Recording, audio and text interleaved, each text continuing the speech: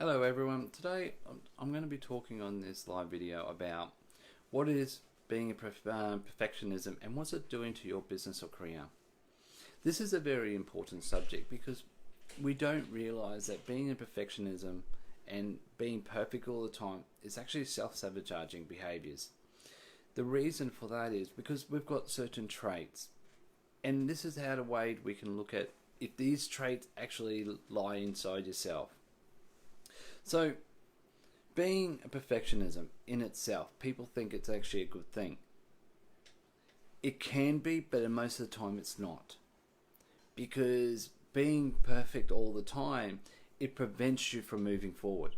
It prevents you to achieving your goal or the result, or that income result that you want in your business or career. Because of certain way of thinking. It is a self-sabotaging behavior. And the thing is about it, it can be a real annoying one, crippling one, because if you're too busy worried about how something is going to look, you don't end up doing it. So one of the things that one of the ways of that if your perfectionism is there, is the all or nothing thinking. Now this is a big one. Even I had this one. If I could not get something right, or if you can't get something right, you don't do it at all. It's got to be so perfect that if it cannot be right, then you don't do it at all. So it's like all or nothing. There's no middle ground. It's no working up to it. It's none of this, getting forward and saying, okay, well, let's just do each step, test it, fix it when it goes through. Instead, it's here or nothing. That's it. And you don't leave yourself any room for movement. You don't leave yourself for any room for growth, because if you're trying to make it so perfect, you eventually will just give up, because that is what's happening. You just want it to be so perfect. You go, no, it's not ready yet, not ready yet, not ready yet. It's got to be such in a way where you just want it to be perfect. And that's what happens. That's why it's self-sabotaging. Another one, this one comes to you, is the critical eye. But the problem is with the critical eye, it's not the fact that it's the other people's critical eye. It's your own internal critical eye. You look at something and go, that doesn't look perfect. That doesn't look perfect. You keep on looking at it, you redo it. Do something else, you redo it. You do something else, then you redo it. Because you perceive that the person on the other side is not going to like it. You perceive that the person on the other side, or whoever you're going to, your clients or your business partners, aren't going to like it. So you've got your own critical eye, which is self-sabotaging your success. It's self-sabotaging your goals, because you're looking at it and saying, you know what, I am human. If it's not perfect, you need to go forward. And we got to look at it. We've got to look at these critical thinkings. We've got to look at these critical eyes, because we're our own worst critics. And we've got to stop doing that. It's sabotaging your success. It's sabotaging your goals. Then you've got the unrealistic standards. Well, we're looking at the standards. Okay, so when we put a standard down, we've got our own internal personal standards that we want to do something. And when you've got your own personal standards, your standards could be up here, but the standards might only be down here, as long as people understand. I was always once told that we need to put it so a sixth grader can understand it.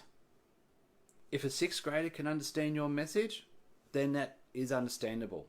Then that's what we need to look at. But we put the standards so high that when we're trying to get there, we're never going to get there. Because once we get up to that standard that we perceive as our standard, that's when we sit there and go, no, it's not good enough. It needs to be higher. So you're never going to hit your standards. You're never going to get there, because your standards are always going to be higher than what you want it to be. We need to look at it and say, you know what? It looks good. It probably needs some work, but we'll work on it. Because at the end of the day, you're never going to get to your standards. You need to look at your market standards. What are they saying? A lot of the times your clients or your business partners don't even notice, because the standard isn't what they are. Their standard as well that looks all right. But it's your own standards that you're trying to get, you're never going to make. Focusing on the results too much. Well, this is when we look at to the result, and this is what we look at. Okay, what does the result look like? But we're so, and people say, but isn't that good to focus on the result? Yes, but you've also got to focus in the middle. You've also got to focus at the beginning as well as the end. The result is just the end part. So you still need to look at the results, but if you're focusing on it so much, you're missing your critical steps. You're missing the areas to get you there. This is why it's self-sabotaging behaviors, because we just focus, okay, that's it, laser eyes, I'm like a hawk, eagle, focusing on that mark, that's it. But you're forgetting everything around you. You're forgetting the obstacles around you, because when you hit those obstacles, you hit a brick wall and go, oh, what happened? But that's why we need to focus on the results, but not to the point where it's going to cripple us. The next one is you feel depressed because you're unmet goals.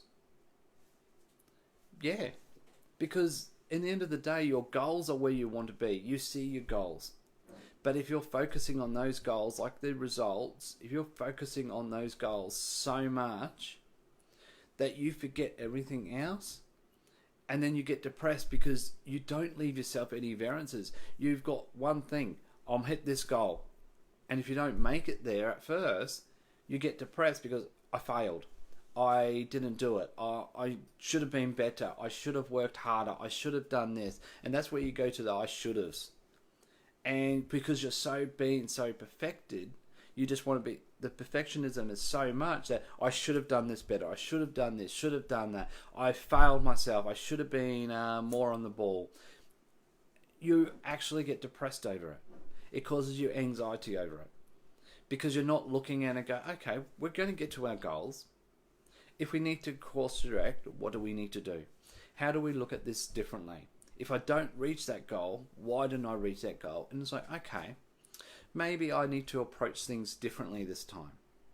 Maybe I should approach the middle part and went backwards a bit better this time. This is the way we look at it differently. Fear of failure.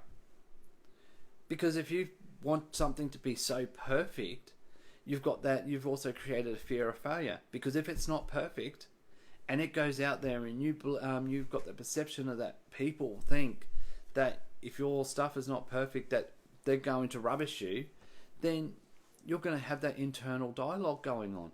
So you're trying to be perfect to the point where you're actually created a fear of failure. Because if it's not perfect, and I blame school system for this, because when you go to school, you get marked for a test, and if you got the A, B, C, D method or F, that's the worst thing to do to somebody. It's a big red line, because in the end of the day, of course, if you're trying to be better, and then the teacher goes, "It's an F," you fail. Really? Get over yourselves. This is what we're damaging our society with, because in the end of the day, why should we have a failure because we're learning? Why should we feel that we have to be to the standards because everyone else is there? There should never be a failure. There should never be any D, E, or Fs in any school system. It should be okay, competent, not quite competent. I love that model. And that's especially when you do diplomas, that you're competent or not competent. Not yet competent. You know what? It just means you need work. It doesn't mean you have to be perfect. I'm sick and tired of looking at those ones that say, we've got to be perfect in it. Why? To whom? Then that's the question you ask. To whom do I have to be perfect to? And what qualities do they need to reason why I need to be perfect to? And if they don't like the person that I am in my process, well, too bad. Because you know what? You all are perfect in your own little ways. Procrastination. Now, this is a good one.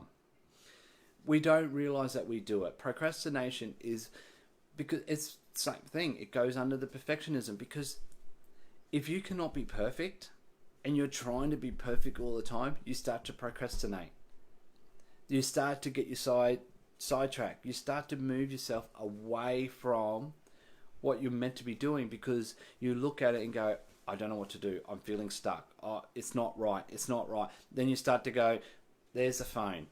I'll grab the phone. Oh, there's an article. I'll read the article. Oh, Netflix. I'll go to Netflix. Because what's happening is that perfectionism is so strong inside you, you just want it to be perfect, but because you're feeling stuck, you don't know where to move, you don't know where to go, you're actually causing yourself to procrastinate, and you're self-sabotaging yourself. And this is why we need to look at it differently.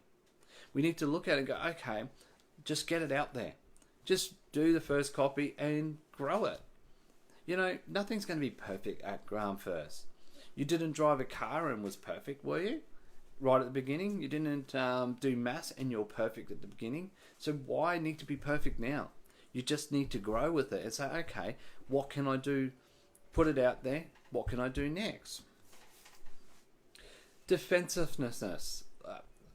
So with that one, it comes down to you're defending your being perfect. You're defending why you need to do that. You're defending why it needs to be in a certain way. And when people talk to you about it, you'll probably say, no, it's got to be this way. And you're defending it. You're making excuses for it.